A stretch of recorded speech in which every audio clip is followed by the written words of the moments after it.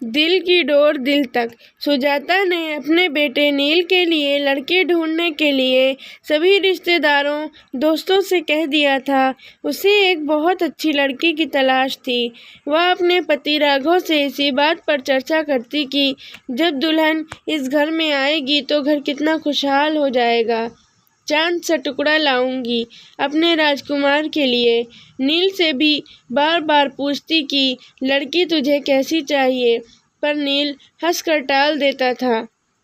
क्या मम्मी, अभी कहाँ, मुझे बहुत कुछ करना है। उम्मीद नहीं थी कि नील फोन पर अपनी पसंद की लड़की को चुनकर उसके सामने रिश्ते का प्रस्ताव ले आएगा। सुजाता के लिए यह एक बहुत बड़ा धक्का था।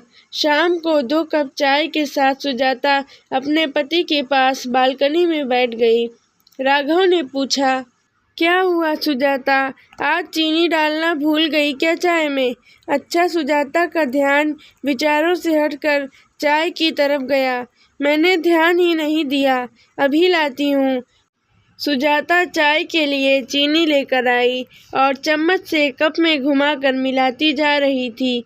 पता नहीं कैसे होगी नील की पसंद, हमसे घुलेगी मिलेगी कि नहीं, मन ही मन उधेड़ बुन में लगी थी। राघव ने कहा, बड़ी चुप चुप हो, क्या बात है? नहीं, ऐसा कुछ नहीं है। आज सुबह नील का फोन आया था। उसने बताया कि माँ, आपके लड़की देखने की ज़रूरत नहीं, मैंने लड़की पसंद कर ली है। सुजाता के पति को जब उसने नील से हुई बातचीत के बारे में बताया तो वो पूछने लगे कि अच्छा, कौन है लड़की, कहाँ से है, क्या करती है? कुछ पूछा नहीं तुमने? सुजाता ने जवाब दिया, नहीं, मैंने सोचा मिलकर बात करेंगे। कल आ रहा है। अगले दिन नील की पसंद का नाश्ता और खाना बनाकर फुर्सत से जैसे ही बैठी तभी नील आ पहुंचा। आते ही मम्मा मम्मा करता हुआ गले से लिपट गया। क्या बात है, आज बड़ा खुश है, सुजाता ने बोला। इस पर वो कहने लगा कि मैंने आपको माही के बारे में कल बताया था ना, यह देखिए, यह उसकी फोटो है।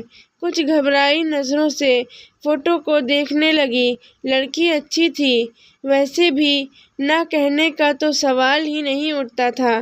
नील की पसंद जो थी, पर अपने लिए अपनी तरह से रिश्तेदारों में जान पहचान की लड़की देखने की उसकी इच्छा हमेशा रही थी। राघव ने सुजाता को इस बात के लिए पहले ही समझा दिया था कि नील को ही जिंदगी बितानी है, नील की पसंद ही माननी चाहिए।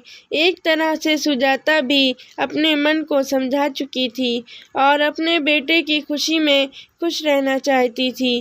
कैसी है मम्मा? नील ने उत्सुकता से पूछा। प्यारी है। कहाँ रहती है, क्या करती है?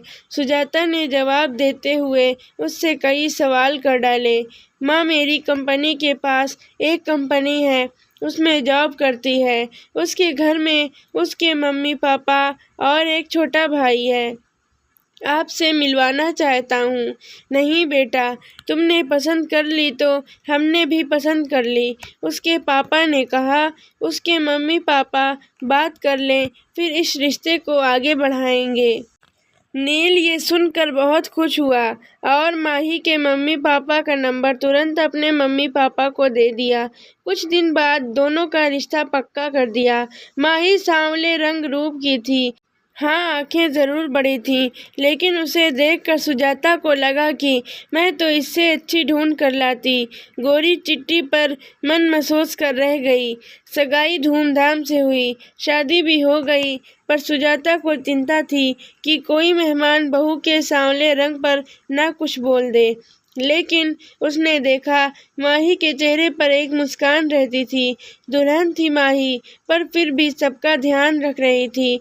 आपने पानी लिया, कुछ खाया, सब रिश्तेदार तारीफ करते नहीं थक रहे थे। पर माही ज्यादा बोलती नहीं थी, शायद उसकी आदत ही ऐसी थी, कम बोलना। सुजाता को माही से ज्यादा बातें करने का समय नहीं मिला। पहले मेहमान रहे, फिर वह हनीमून पर चले गए। वहाँ से लौटते दोनों की छुट्टियाँ खत्म हो गई थीं और दोनों दिल्ली लौट गए।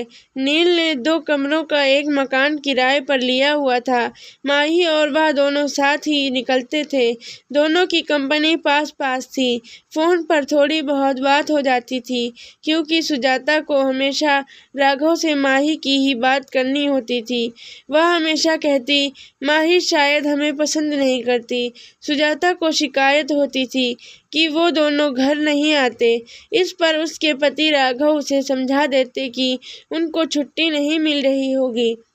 अभी शादी पर ली तो थी कितनी सारी छुट्टी, पर सुजाता के मन में एक डर था। बिना जान पहचान शादी हुई है। माही के कम बोलने की आदत की वजह से सुजाता और माही शादी होने के बावजूद भी एक दूसरे को ज्यादा करीब से नहीं जान पाए थे। एक दिन नील ने फोन किया और कहा, आप और पापा कुछ दिन के लिए आ जाओ। हम दोनों की छुट्टी नहीं मिल रही है, लेकिन आप लोग यहाँ आ जाइए, साथ मिलकर रहेंगे। सुजाता ने बहुत आनाकानी करते हुए मना कर दिया, नहीं, अभी नहीं, फिर कभी। लेकिन नील मानने को तैयार ही नहीं था। अच्छा, तेरे पापा से पूछकर बताऊंगी। राघव के हाँ कहने पर सुजाता की खुशी बढ़ गई और उसने एक लिस्ट तैयार कर ली कि क्या क्या राघव के साथ वह बाजार से जाकर नील की पसंद का लेगी। माही की भी खाने पीने की पसंद उसे पता चल चुकी थी, इसलिए उसने लड्डू, पंजीरी और घर का भी काफी सामान बना लिया और बाजार से भी उनके लिए शर्ट और सूट खरीद लाई थी। आखिर पहली बार बेटे और बहू के पास रहने जा रही थी वो।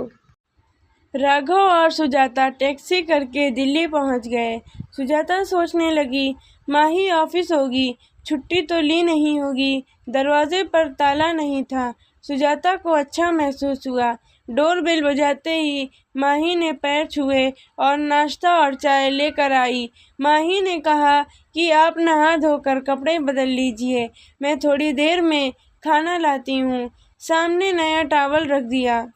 ये देखकर राघव मुस्कुराए। थोड़ी टेढ़ी निगाह से सुजाता थोड़ी सी मुस्कुराहट के साथ नजरें नीची करके नाश्ता करने लगी। देखा बहू कितनी समझदार है। राघव के ये कहने पर सुजाता कुछ नहीं बोली। कहती भी क्या, शाम को जब नील आया तो सब खुशी से मिले। सुजाता सामान दिखाने लग गई। सब खुश थे। नील, सुजाता और राघव बातें कर रहे थे। माही अपने इधर उधर के काम समेटने में लगी थी। बस एक छोटी सी मुस्कुराहट लिए रात का खाना बाहर से ही ऑर्डर कर दिया। सब ने मिलकर खाना खाया। खा पी कर सब सोने चले गए। माही ने 2 चादर, 1 जग पानी और गिलास सब रख दिया था। सुजाता को मन ही मन खुशी हो रही थी। जैसा उसने सोचा था माही वैसी ही थी, घर को घर समझने वाली। अगले दिन ऑफिस था। नील बताता था कि दोनों कॉर्नफ्लेक्स खा कर जाते थे। सुजाता ने सोचा उन्हें कंपनी में मिल जाता होगा खाना, इसलिए कुछ ज़्यादा खाकर नहीं जाते। उसने सोचा क्यों न मैं अपने राघव के लिए कुछ बना लूं। तभी माही की आवाज़ से उसका ध्यान टूटा। माँ, नाश्ता रेडीमेड है। ढोकला नील ने बाजार से ला दिया था। सुजाता ने देखा माही नया सूट पहनकर तैयार थी। ये वो सूट था जो सुजाता लाई थी। माही ने आगे बोला, खाना बना दिया है, खा लीजिएगा। अपने दिए सूट में माही को देखकर सुजाता को खुशी महसूस हुई कि माही ने दिए का मान रखा। सुंदर लग रही हो माही, सुजाता ने धीरे से कहा और तुरंत बात पलट दी। अरे, मैं बना लेती नाश्ता। माही ने कहा, नहीं माँ, आप क्यों काम करेंगी। अच्छा, चलते हैं कहकर गले लगकर ऑफिस के लिए निकल गई। सुजाता ने माही की आंखें पढ़ ली थीं कि बिजी होने पर भी छोटी छोटी बातों का ध्यान रख रही थी माही। राघव, सुनो। सुजाता ने अपने गालों पर हाथ रखकर कहा, मुझे माही के गले लगने का स्पर्श देर तक महसूस हो रहा है। आज बेटी होती तो ऐसे ही गले लगती। राघव ने भी अखबार पढ़ते पढ़ते भावुक दिल से हाँ कहा। लेकिन अगले दिन राघव से सुजाता कहने लगी, क्या फ़ायदा आने का, दोनों को छुट्टी भी नहीं है और टाइम भी नहीं बिता पाते हमारे साथ। राघव ने भी हाँ में हाँ मिला दी। सुजाता कहने लगी कि 1-2 दिन में हम चले जाएंगे। अगले दिन माही सुबह का नाश्ता बनाने में लग गई। सुजाता ने माही से कहा, तुम तैयार हो जाओ, ये मैं कर लूँगी। नहीं माँ, आज शुक्रवार है, हम दोनों ने छुट्टी ली है और शनिवार इतवार की तो छुट्टी होती ही है। हमारी 3 दिन आपको ये शहर घुमा देंगे। मन ही मन सुजाता मुस्कुरा रही थी कि बेटे बहू के साथ पूरा दिन बिताएंगे। चारों घूमने निकल गए। जहाँ भी संभल कर चलना होता, माही तुरंत सुजाता का हाथ पकड़ लेती। 3 दिन पता ही नहीं चले। अगले दिन सुजाता सुबह ही उठकर रसोई में आ गई। माही तुरंत बोली, मम्मी जी कुछ चाहिए नहीं? सुजाता ने कहा, मैं तो इसलिए चली आई कि दोनों मिलकर काम करेंगे, सब काम जल्दी ही हो जाएगा। यह सुनकर माही मुस्कुरा दी। दोनों ने मिलकर नाश्ता बनाया और माही ऑफिस के लिए तैयार हो गई। नील और माही चले गए। सुजाता राघव से माही की तारीफ किए जा रही थी और राघव मुस्कुरा रहे थे। तुम वही हो जो माही के लिए इतना डरी बैठी थी। सुजाता धीरे से मुस्कुरा दी थी। शाम को नील और माही ऑफिस से आए। खाना खाते समय राघव ने कहा, नील हम कल जाने की सोच रहे हैं। नील ने कहा, अभी तो कुछ और दिन, अभी तो खूब मन लग रहा है। आप अकेला तो महसूस नहीं कर रहे? नहीं नील बेटा, तुम्हारी मम्मी साथ है ना तो दिन आराम से कट जाता है। कभी टीवी देख लेते हैं और कभी अखबार पढ़ लेते हैं। ऐसे में समय का पता ही नहीं चलता। नील ने कहा, तो फिर क्यों जाना है? खाना खाने के बाद बर्तन समेट कर माही कमरे में आकर बोली, मम्मी जी शाम को ऑफिस से आकर बहुत अकेलापन लगेगा।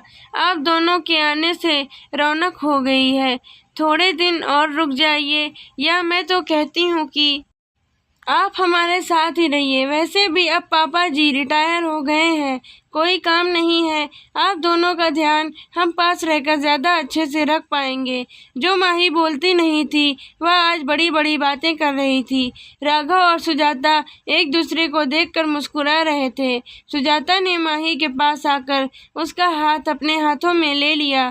कहने लगी कि कितना ध्यान रखती हो तुम सबका। नील बड़ा किस्मत वाला है जो हमें एक अच्छी बहू मिली। इतनी अच्छी बहू तो मैं ढूंढ भी नहीं पाती। यह सुनकर माही सुजाता के गले लग गई। माही बोली, मम्मी जी मैं भी किस्मत वाली हूँ जो ऐसा परिवार मिला मुझे। प्यार और अपनेपन की वजह से दिल की बात दिल तक पहुंच गई थी। आजकल दोनों के रिश्तों में बदलाव आया है। समझदारी और प्यार से रिश्ते मजबूत होते हैं।